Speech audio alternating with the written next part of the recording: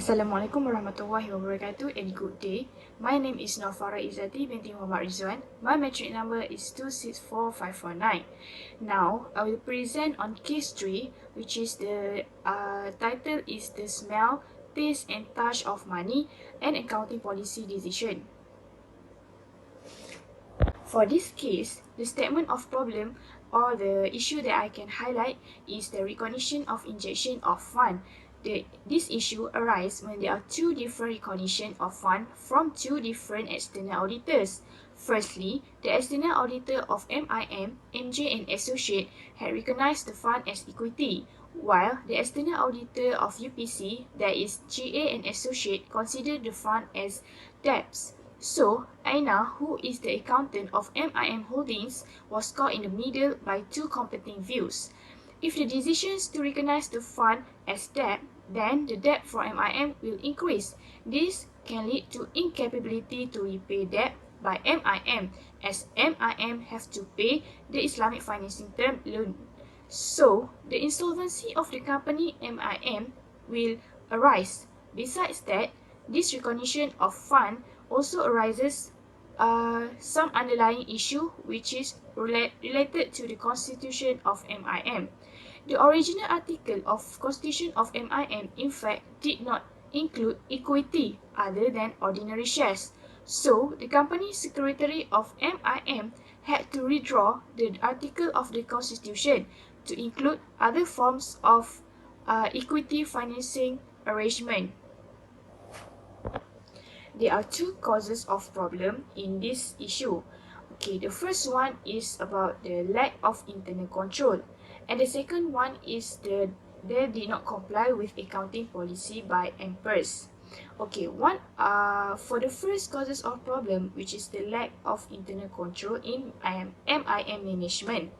This is because the staff of MIM did not fully understand the internal control mechanism as it was written in English.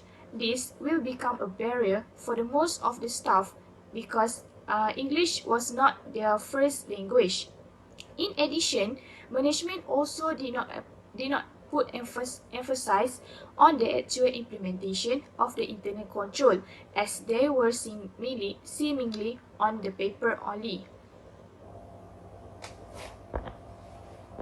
The other causes of problem is the implementation of accounting policy by both company, which are the UPC and also MIM.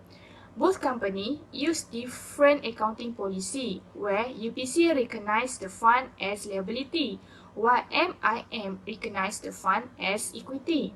According to Malaysian Private Entities Reporting Standard, MPERS, under Para 9.11, UPC shall prepare consolidated financial statements that include MIM and any SPEs that are controlled by that entity. So, MIM have to follow accounting policy of UPC, as UPC is the parent company for MIM and have power over the MIM.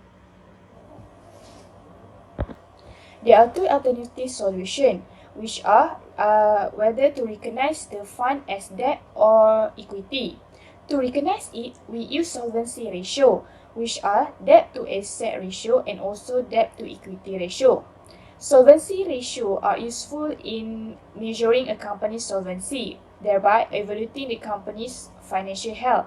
A company's solvency is determined by how much money it has borrowed as debt and its ability to repay this debt apart from its regular obligation.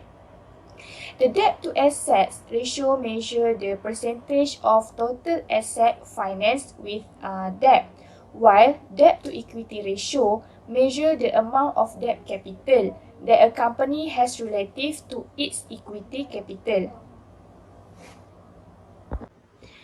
For solution 1, where we recognize the fund as debt, as you can see here, from 2017 until 2019, the debt to asset ratio shows that it is below 1, but it become higher. Higher this ratio, higher the financial risk. So, more than 50% of companies' assets are financed with debt, which is not a good indication of financial health. Okay, generally, a good debt to equity ratio is anything lower than 1. As for debt to equity ratio, from 2017 until 2019, it shows that the ratio is more than or above 2. It shows that this is not a good ratio and also usually considered risky as the ratio is more than 2. For solution 2, where we recognize the fund as equity, same goes to recognition as debt. From 2017 until 2019, the debt to asset ratio show that it is below 1, but it become higher. And then, so more than 50% of the company's asset are financed with debt, which is not a good condition of financial health, same to the previous solution. But for debt equity ratio, it shows that all the ratio from 2017 until 2019 is more than 1, but it below 2, which is a good and better from the previous solution. The recommended solution for this problem or this issue is to recognize the fund as equity. As you can see in the table above, the ratio is lower when the fund is classified as equity for both debt to asset ratio and also debt to equity ratio. When the fund is recognized as equity, the ratio for debt to equity is not more than 2 and is lower compared to solution 1, which we recognize the fund as debt. So it has better solvency because a higher debt to equity ratio indicates weaker solvency.